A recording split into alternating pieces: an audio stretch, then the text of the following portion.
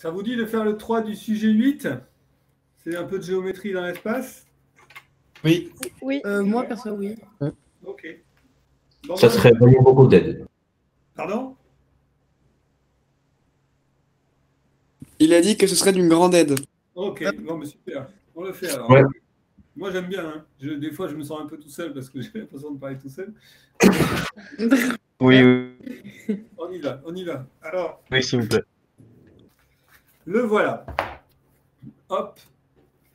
Donc, c'est l'exercice 3 du sujet 8 du petit livre bleu. Donc, exercice 3, sujet 8, petit livre bleu. Alors, vous allez voir, hein, franchement, la géométrie dans l'espace, généralement, c'est pas très très dur. Hein. Il faut en avoir fait quelques-uns, mais c'est toujours pareil.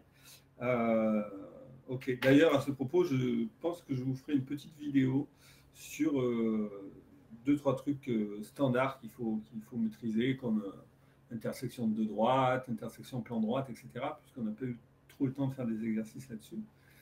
Donc peut-être au début, vous serez un peu déstabilisé, mais vous allez voir, c'est toujours pareil. Ok, bon, alors allons-y quand même pour cet exercice 3. Donc, on nous donne un cube, ok, ici dessiné, et on considère un tétraèdre ABCE. Donc le tétraèdre ABCE, je vais dessiner pour la peine en couleur. Alors, A, B, C et E là. Okay. Donc un tétraèdre, c'est une pyramide à base triangulaire, hein, on est d'accord? Donc qui a 4 faces. Donc ABCE. Voilà. Et voilà. Okay. Donc là, on la voit bien. Hein. Et on nous dit, on considère donc le tétraèdre ABCE, préciser la hauteur issue de E et la hauteur issue de C dans ce tétraèdre. Alors, la hauteur issue de E, une hauteur, en fait, c'est une droite qui passe par donc, le sommet E et qui est perpendiculaire à la face opposée. D'accord? Donc, en fait, on cherche la droite qui passe par E, perpendiculaire à la face opposée. La face opposée, c'est ABC. Et on voit bien que la droite AE, elle est perpendiculaire à AB et à AC, donc elle est perpendiculaire à tout le plan ABC, et donc en fait AE c'est la hauteur, d'accord? Donc comment ça se justifie ça? Bah, il suffit juste de l'écrire. Ça, je vais mettre là. Ok, donc il suffit juste de l'écrire et dire, bon ben voilà, premièrement, AE, ok, elle est perpendiculaire à, donc la droite AE, vous la voyez perpendiculaire à AB, hein, puisqu'on a affaire à un cube, hein. La droite AE, elle est également perpendiculaire à C.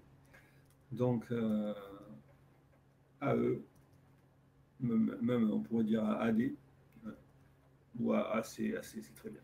Donc, AE est orthogonal au plan ABC, et donc AE est la hauteur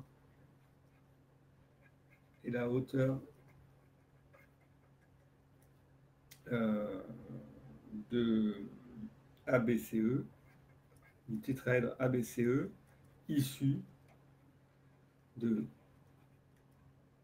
Ok, ça c'est le premier point. AE, c'est la hauteur de ABCE, issue de... Ok, très bien. Second point, préciser la hauteur issue de C. Donc on regarde C, qui est là, ok, et on cherche donc une droite qui passe par C, qui soit perpendiculaire à la face opposée, c'est-à-dire EAB. Bon, mais là encore une fois, c'est évident, hein, CB, puisqu'on a affaire à un cube, CB, elle est orthogonale à toute la face avant, et en particulier à ABE. Okay. Donc de même, on voit que CB est orthogonale à toute la face ABE. Okay. Donc, ça veut dire que CB est la hauteur issue de B de C, pardon, du tétraèdre ABCE. Donc voilà, on a trouvé deux hauteurs, hein, celle-là et l'autre. OK. Bien, donc ça c'est bon pour le petit a, on a répondu. On a bien nos deux hauteurs. Et donc, question petit b, les 4 hauteurs du tétraèdre sont-elles concurrentes? Voilà une question à 1000 francs. Hein. Je vous rappelle que dans un triangle, hein, en géométrie euclidienne, depuis la classe de 6e avec Madame Gagnepin, vous avez dû apprendre que les hauteurs d'un triangle sont concurrentes et le point d'intersection des hauteurs s'appelle l'orthocentre. Bon, ben ici, qu'est-ce qui se passe? Ben, pas complètement la même chose a priori, hein, parce qu'on voit qu'on a une hauteur c'est AE et on a une autre hauteur c'est CB. AE et CB. Si vous regardez bien sur le dessin, c'est clair qu'elles ne sont pas coplanaires. D'accord? Elles sont dans deux plans qui sont parallèles. Il y en a une qui vit dans le plan latéral droit et l'autre qui vit dans le plan latéral gauche. Donc elles ont peu de chances de se rencontrer. Et elles ne sont pas coplanaires et donc elles ne se coupent pas. Donc déjà, si on a deux hauteurs qui ne se coupent pas, ben, c'est forcément que les 4 hauteurs ne seront pas concurrentes. Donc ça, c'est une propriété des tétraèdres, pas tous. Évidemment, il y a des tétraèdres avec les 4 hauteurs concurrentes, mais celui-là, ça n'en est. Mais ce n'est pas générique chez les tétraèdres, c'est ça que je veux dire. Donc comment on explique ça? Ben, on peut expliquer que AE, la droite AE est incluse dans AED, hein, est incluse dans la face AED, face, alors, entre guillemets, hein, face de gauche, entre guillemets, parce que ça ne veut pas dire grand-chose, et la droite BC, donc l'autre hauteur, elle est incluse dans la face de droite, à savoir BCG, par exemple. BCG, face de droite. Donc, ça veut dire que donc, AE et BC non coplanaires,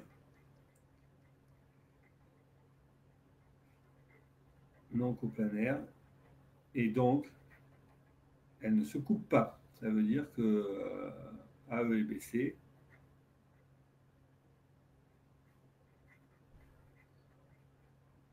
ne se coupent pas. Donc, moralité. Okay. Moralité. Les quatre hauteurs ne sont pas concurrentes. Déjà, s'il y en a deux qui ne sont pas concurrentes, ça ne marche pas. Ne sont pas concurrentes. OK. Bien. OK, sur ce, on peut passer à la suite, hein, si tout va bien. Si vous avez des questions, n'hésitez pas. C'est bon? OK, alors je continue. Alors, on considère dans le tétraèdre, on nous donne un repère, etc. Alors là, vous voyez, on est typiquement dans les sujets de bac à la mode en ce moment. Hein. En ce moment, les sujets de bac dans l'espace, c'est exactement ça. C'est première petite partie, première petite question, ou un truc comme ça, de géométrie dans l'espace pur, sans repère. Vous voyez, il n'y a pas de repère. C'est pour ça que je dis géométrie dans l'espace pur, pas de repère, rien. Et deuxième partie de l'exercice, on vous flanque un repère. Et vous faites tout dans un repère. Évidemment, c'est toujours plus facile dans un repère, hein, on calcule un angle, pour calculer un angle, un truc, un machin, on fait tout avec des calculs. Et pourvu qu'on sache ce que c'est calculer les coordonnées d'un vecteur et un produit scalaire, ça devient tout facile, d'accord? Donc, dès qu'on a un repère, on est sauvé. Et donc, généralement, dans les sujets de bac, hein, si jamais, souvent, la partie purement géométrique, ça peut vous déstabiliser, parce que des fois, justement, il y a le théorème du toit, on ne le voit pas, enfin, on ne comprend rien. Il ne faut pas vous stresser, et au pire, vous la sautez, c'est toujours deux parties indépendantes. Donc au pire, vous dites, pop, je ne le fais pas, c'est pas grave, je saute la partie 1 et je passe à la partie 2 avec le repère et je fais tout avec un repère. OK? Donc, nous avons un brave petit repère et on va tout faire dans ce repère-là. Alors, on nous dit les coordonnées AB, AD, AE, donc AB, abscisse, AD, ah ben, ça va être les ordonnées, et AE, hein, on avait dit que ça s'appelait la cote d'altitude. OK? Vérifier que l'équation du plan ACH est ça. X moins Y plus Z est égal à 0. Alors, OK. On a vu que pour une équation de plan, on a vu comment on l'a trouvé. Si on a un vecteur normal du plan, eh ben, du coup, on peut en déduire la forme de l'équation du plan. Mais là, c'est encore plus bidon, parce que là, on nous dit vérifier que c'est ça. Donc on a juste à dire que A, C, H ne sont pas alignés, c'est-à-dire qu'ils forment un plan quand même, hein, donc soyons clairs, A, C et H ne sont pas alignés, donc ils forment un plan. Et après, pour vérifier que c'est ça l'équation, ben, je vérifie avec A, je vérifie avec C, je vérifie avec H, ça marche, c'est l'équation du plan ACH. Donc ce genre de question, complètement bidon. 0,5 points, gratos, hein, gratos, on est d'accord? Moi je le donne à mon petit neveu qui est en 6e.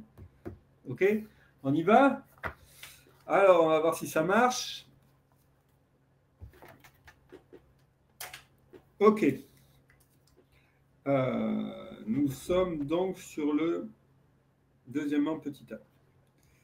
Bon, alors évidemment, il nous faut les coordonnées de chaque point, hein, mais on a besoin des coordonnées de A, de C et de H. Donc, déjà, on pourrait dire, premièrement, petit a, A, C, H non alignés,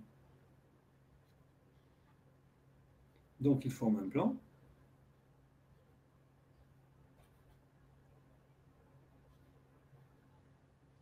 Ok, ça c'est le premier truc. Ensuite, eh ben on y va. Vérifions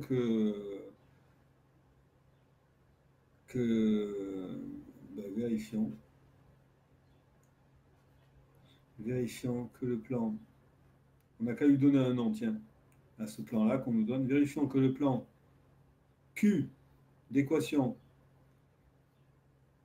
x moins y plus z est égal à 0 est bien le plan ACH. Pardon, là il n'y a pas de virgule. ACH. Bon, mais il nous suffit de vérifier que A, C, H sont bien dans ce plan-là, d'équation x moins y plus z est égal à 0. Donc j'essaye. A pour coordonnées. Alors, A pour coordonnées 0, 0, 0, puisque c'est l'origine du repère. Donc, XA moins YA plus ZA, donc j'essaye avec cette équation-là. XA moins YA plus ZA, ben, ça fait 0. Donc, finalement, ça appartient bien à Q. À ce plan de Q. Ce plan, je l'ai appelé Q parce que je ne peux pas encore l'appeler le plan ACH parce que j'en sais rien. Donc, pour le moment, je l'appelle Q. Après, je m'apercevrai que c'est bien ACH. Donc, j'essaye avec A, ça marche. Je fais la même chose avec d'autres trucs, à savoir avec C. Donc C, quelles sont ses coordonnées? C, il est là. Donc on avait vu que du coup C, ses coordonnées, c'est 1, 1, 0. Tiens. Donc 1, 1, 0. Donc ben, j'essaye. XC moins YC plus ZC. Ah, miracle, ça fait 0. Donc ça veut dire que C aussi appartient à Q. Et j'essaye avec H, et H a le bon goût de faire 1, 0, 1. On est d'accord? C'est vrai ça? N'importe quoi. Non, non, non, non, non. H c'est 0, 1, 1. 0, 1, 1. Ok. Faut pas se tromper dans les coordonnées. Donc, bah, j'y vais. XH moins YH plus ZH. Ça fait moins 1 plus 1. Ah, quel miracle, ça fait 0. Donc aussi, H appartient au plan Q. Donc finalement, donc on a ACH qui est égal au plan Q. Okay. Donc on a bien l'équation de ACH. ACH avait bien pour équation x moins y plus z est égal à 0. Donc là, il y avait même vraiment rien à faire. Il y avait juste à vérifier. Ok, petit b. En déduire que FD est la hauteur issue de F du tétraèdre ACHF. Alors, ACHF. Bon, il nous parle d'un autre tétraèdre, ACHF. On déduire que FD. Ok. Ok, alors je vais le dessiner ACHF. Hein. Alors, ACHF. AC. Voilà. H. Voilà. F. Donc, là, ça se joint ici. Ok. Voilà. Et puis, il a une pointe vers nous. Il pointe vers nous là. On n'y voit rien du tout. C'est magnifique. Ok. Vous le voyez, c'est un tétraèdre un peu pointu qui pointe un peu vers nous. avec son sommet là qui vient vers nous. Ok. En déduire que FD est la hauteur. Donc FD, ça veut dire que la droite qui passe par F, elle est orthogonale à ACH, hein, la hauteur. Hein. C'est-à-dire FD, elle est censée être orthogonale à ACH. Est-ce que c'est vrai? Est-ce que FD, donc cette droite-là, elle est orthogonale à ACH? Bon, mais là, sur le dessin, on n'en est pas sûr. Mais ACH, il est ici. Donc là, on sait qu'on peut avoir un vecteur directeur, un vecteur normal du plan ACH, d'accord? D'après ce qui précède, hein, d'après l'équation du plan, l'équation de ACH, le vecteur n qui a pour coordonnées 1, moins 1, 1 est vecteur normal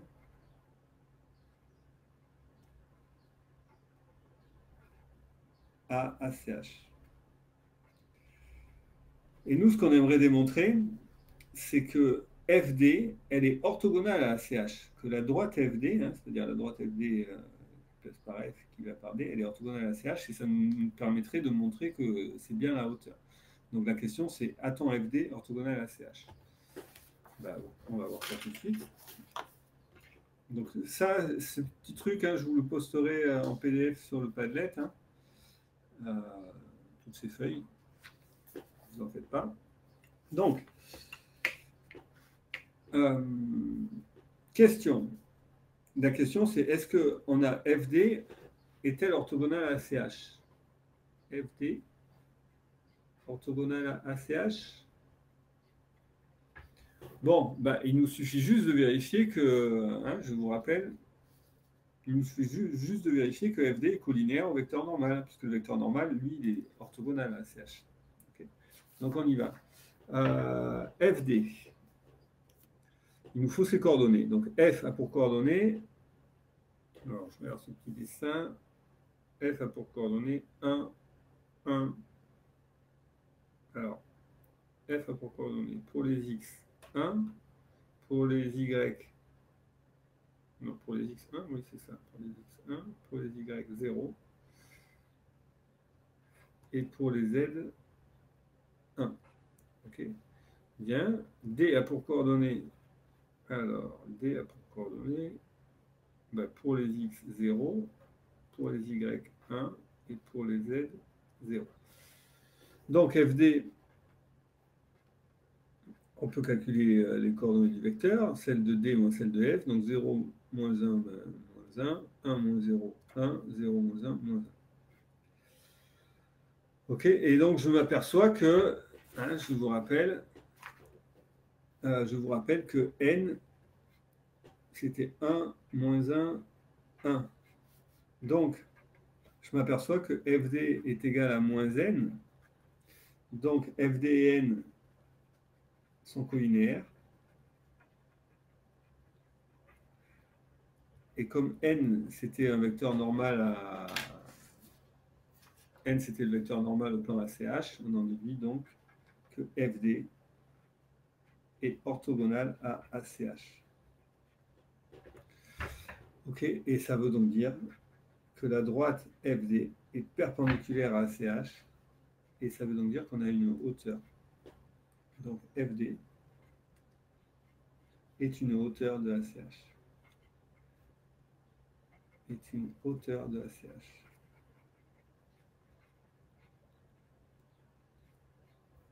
Ok.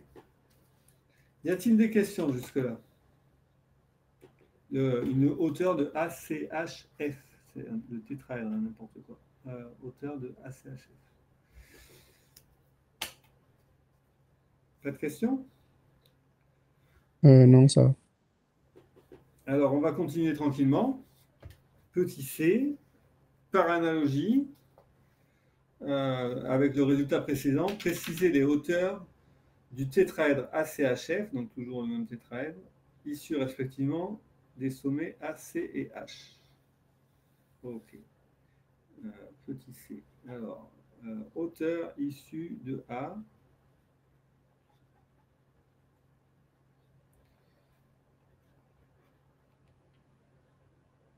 hauteur issue de C et hauteur issue de H. Alors, comment ça marche ça? Donc, ils veulent qu'on le fasse par analogie, donc effectivement, il doit y avoir des propriétés, ça doit être un peu pareil, hein, voyons voir. Moi, je ne vois pas forcément très bien dans l'espace, mais on va voir ce qui se passe. Donc, on avait F et on nous disait la hauteur. Ok. La hauteur, c'était FD. Ok, donc pour A, par exemple,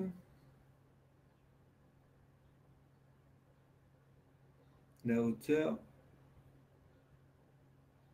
Ok. Donc vous voyez, là, on part de F.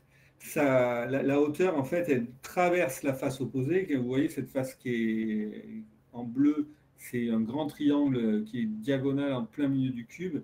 Et ça va, hein, si je la dessine, par exemple, en pointillé, là, FD, ça serait la hauteur. On est d'accord, hein, FD, c'est la hauteur, mais D, il n'est pas du tout dans la face opposée, hein, c'est-à-dire ça coupe ici en plein milieu. Hein. On est d'accord? La hauteur, elle est là. Clac, elle coupe la face opposée en plein milieu. Et ça finit en D qui est de l'autre côté de la face en fait. Donc ici, c'est la même chose. Hein. Si je pars de A, le sommet A, je coupe la face opposée qui est la droite H, qui est le plan, qui est le triangle HCF. Tac, tac, tac, ça coupe là. Et puis, hop, ça va en G. Ça traverse là, donc ça va traverser quelque part par là au milieu, la face opposée là. Je ne sais pas très bien où. Et clac, ça va arriver en G. Donc la hauteur issue de A, eh bien, ça va être AG. Ok, hein, par analogie. La hauteur issue de C. Alors, on regarde, on a C. La face opposée, hein, la face en face, ben, ce serait HAF. Donc, on va passer à travers là. Pap, ça va couper par là. Hein. La hauteur, on va arriver là. Ça va couper par ici, là, on ne sait pas très bien où, en plein milieu de la face opposée. Et puis, on va arriver en E. Ça va couper orthogonalement dans la face opposée. Donc, on voit que ça va être CE. Et le dernier, en H, la hauteur issue de H, on a H ici. Et on voit que la face qui est opposée, c'est celle-là, la face FAC, ce grand triangle.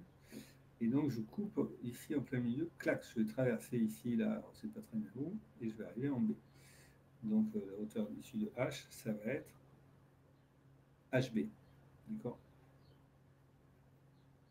Ok?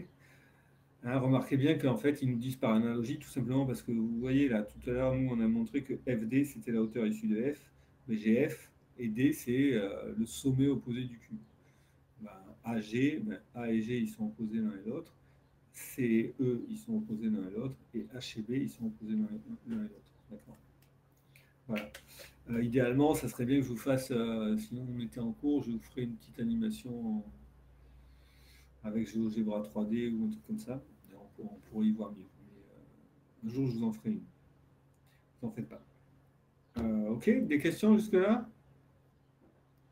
Est-ce qu'on a besoin d'expliquer ou on peut juste mettre ça comme ça? Il n'y a pas besoin de préciser avec... Non, il n'y a pas besoin d'expliquer parce que là, c'est vraiment par analogie. Hein. Donc, éventuellement, en termes de rédaction, ça serait bien d'écrire un petit par analogie. On a,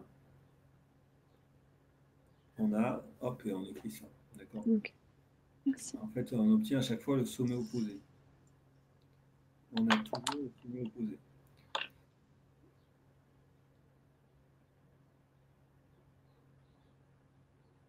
Ok. Donc, ABC, c'est bon. On passe à la suite. À une partie. Qu'est-ce que c'est ça? Ah, j'avais pas vu tout ça.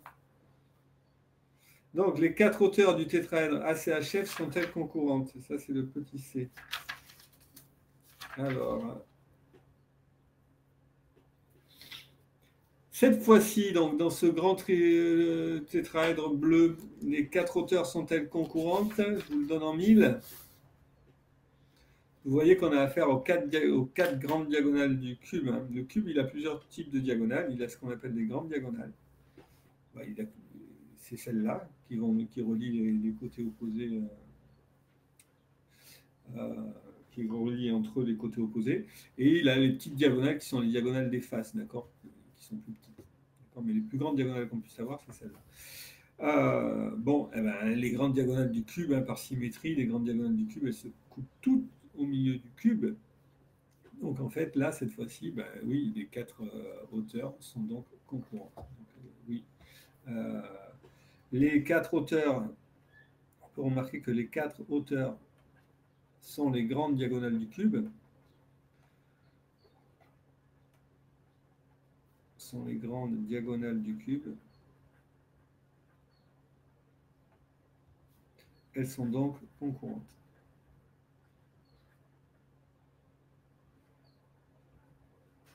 Concurrentes au centre du cube. Au centre du cube. Ok. Super. Mais ça, c'était pour la partie A, hein, le petit cas particulier. Et on passe à la partie B.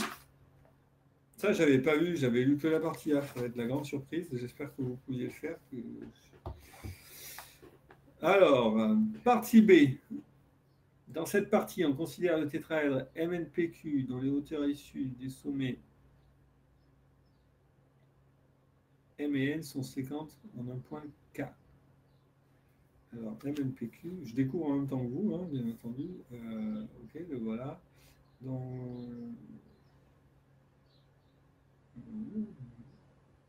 les hauteurs issues des sommets M et N sont séquentes en un point K. Ok, M. Ouais, bon, j'essaie d'y comprendre quelque chose, hein. Ok, donc on voit la hauteur, par exemple, issue de N, on la voit, elle est là, hop, et elle est perpendiculaire à la face opposée qui est dessinée là, c'est pour ça qu'ils nous ont fait un angle droit là, et puis celle-là issue de M, hop, elle est perpendiculaire à la face opposée, et ils nous ont fait un petit angle droit là, et donc là j'y vois à peu près de quoi il parle. Ok. Donc, premièrement, petit a, justifier que la droite PQ est orthogonale à la droite MK.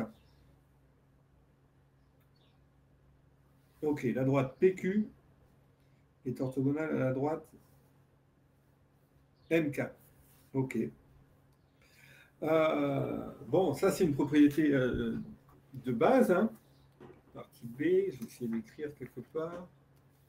Je change de page pour changer de partie. Hop. Donc allons-y, partie B.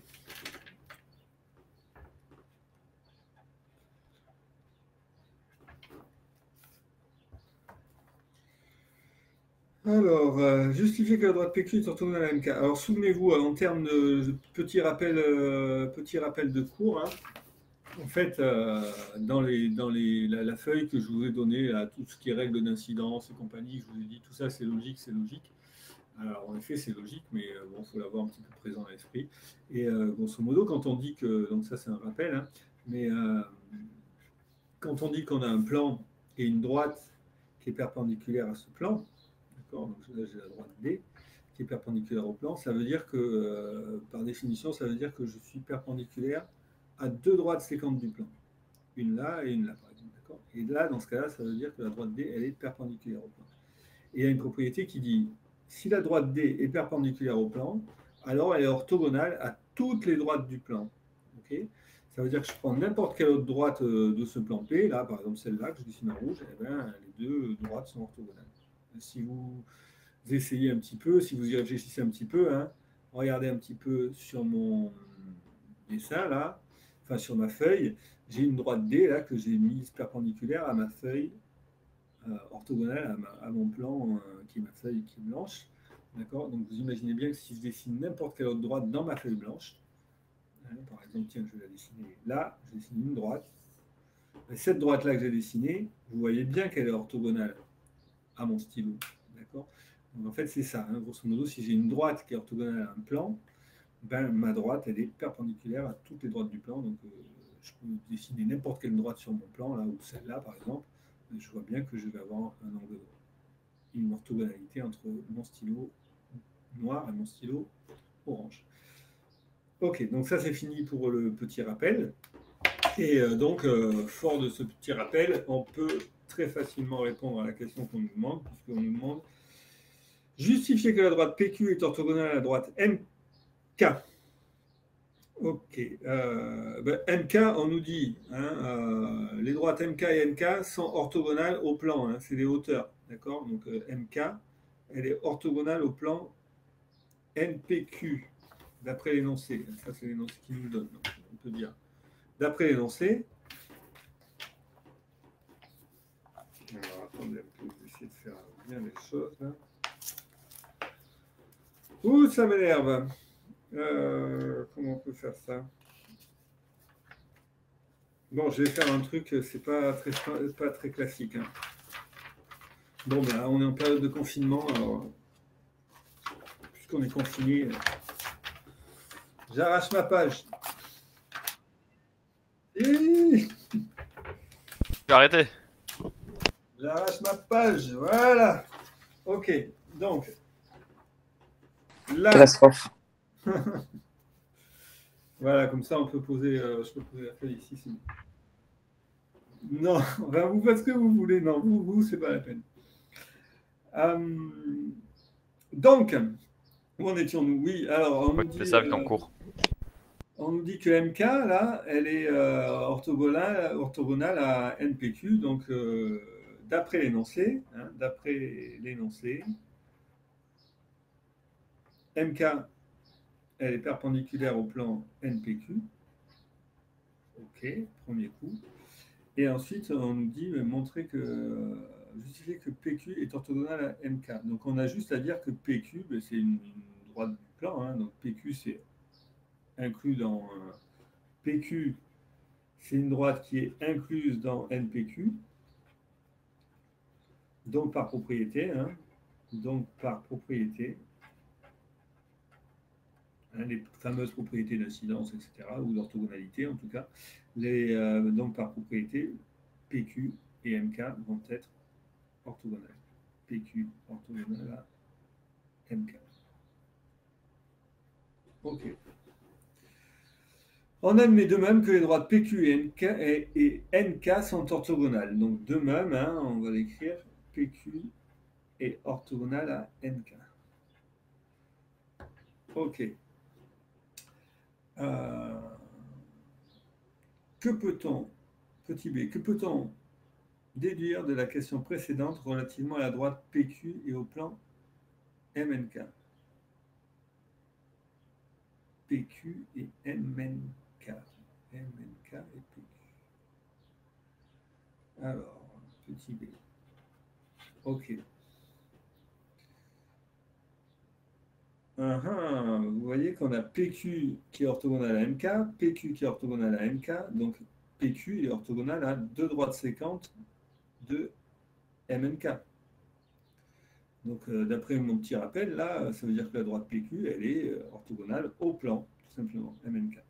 D'accord. Donc, c'est la question. Donc, là, on peut dire, bon, on a PQ, on va le répéter, hein, PQ orthogonal à MK, PQ orthogonal à NK, donc PQ est orthogonale à deux droites séquentes, de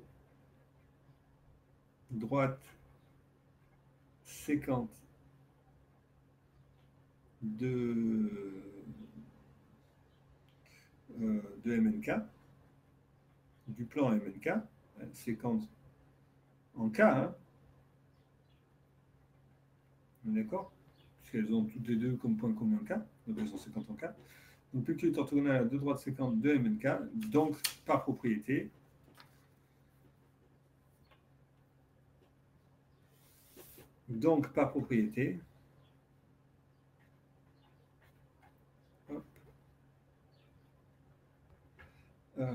on en déduit que PQ est orthogonal à MNK, à tout le plan MNK. Ok. Très bien. Deuxièmement,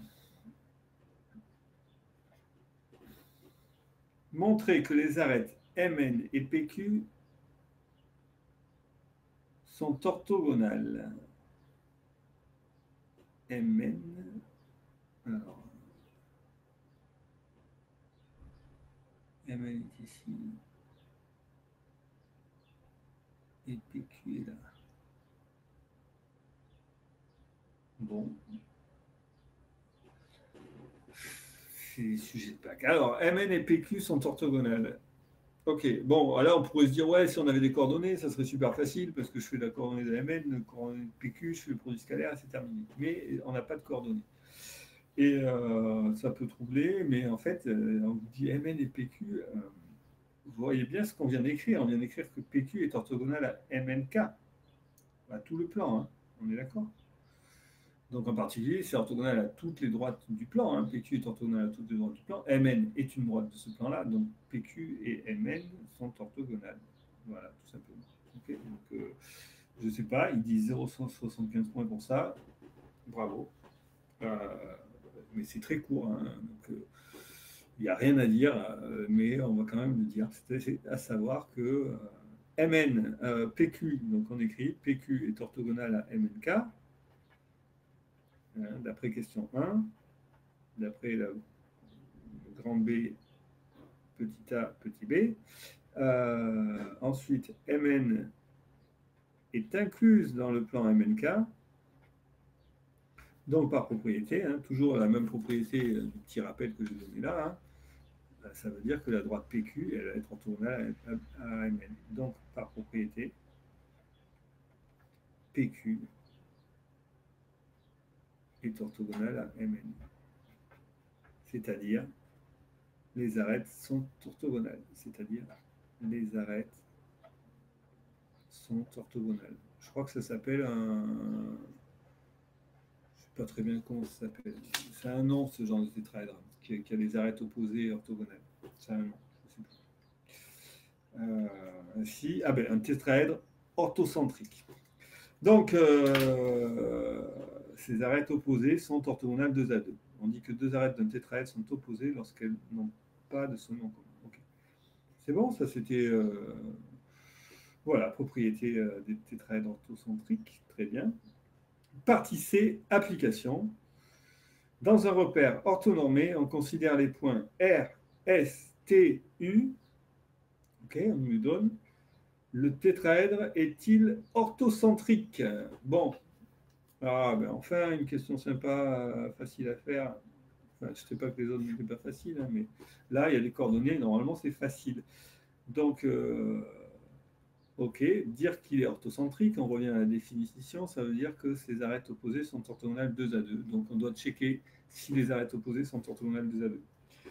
Donc, on doit calculer les coordonnées des vecteurs, faire les produits scalaires et voir si ça fonctionne. D'accord? Alors, allons-y. RS, donc j'y vais. Ok, ben, il faut que je m'amuse à faire les arêtes opposées 2 à 2. Oui, je vais. Alors, RS, j'y vais. Je fais première arête. Tiens, RS, je regarde. Donc, coordonnées de S moins coordonnées de R. 1 moins moins 3, 4. 4 moins 5, moins 1. Moins 2, moins 4. Ça, c'est RS. Ensuite, je regarde l'arête opposée qui sera donc TU. Ce sont les arêtes qui n'ont pas de point en commun. Donc, c'est assez simple pour le coup. Arête opposée, elle sera donnée par le vecteur TU. Celle de U, donc coordonnée de U moins coordonnée de T. 4 moins 4, 0. 7 moins moins 1, 8. 3 moins 5, moins 2. TU. Et maintenant, j'ai fait le produit scalaire entre ces deux et je regarde si c'est orthogonal déjà. D'après moi, ils vont faire en sorte que ça ne soit pas un truc orthocentrique parce que sinon, ça fait trop de calculs et puis on est au bac et puis on ne va pas calculer 25 trucs toujours pareil. Donc, à mon avis, ça va foirer tout de suite. On essaye. RS, TU.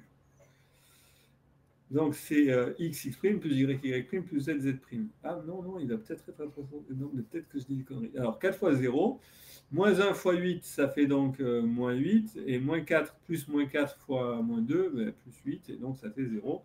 Donc là, on a bien déjà la première arête, RS, qui est orthogonale à TU. Bon, eh bien voilà, ça c'est fait. Donc il faut qu'on vérifie pour les autres, hein, parce que ça suffit pas, on est d'accord?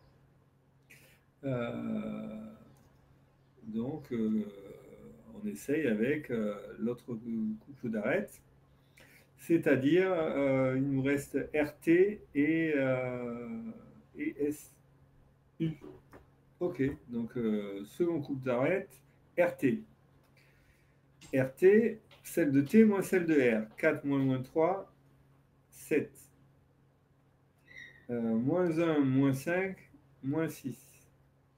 5 moins 2, 3. RT. Et puis, on a dit SU. SU, celle de U moins celle de S. 4 moins 1, 3. 7 moins 4, 3. 3 moins 2, 5. Et donc là, je fais de nouveau le produit scalaire pour voir si j'ai l'orthogonalité. Donc RTSU. RTSU, ça fait 7 fois 3, 21, plus moins 6 fois 3, moins 18, plus 3 fois 5. Ah ben là, c'est mort. Hein. 7 fois 3, 21, moins 18, plus 15. Alors, sauf erreur de ma part, hein, ce qui est possible, mais j'ai l'impression que non. Hein. A priori, ben, c'est différent de 0.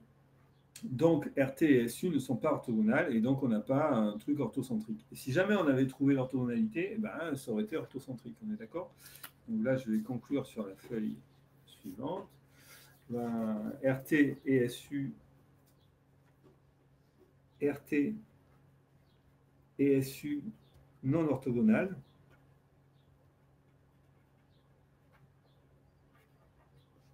Donc, RTSU, ouais, RSTU n'est pas orthocentrique. N'est pas orthocentrique.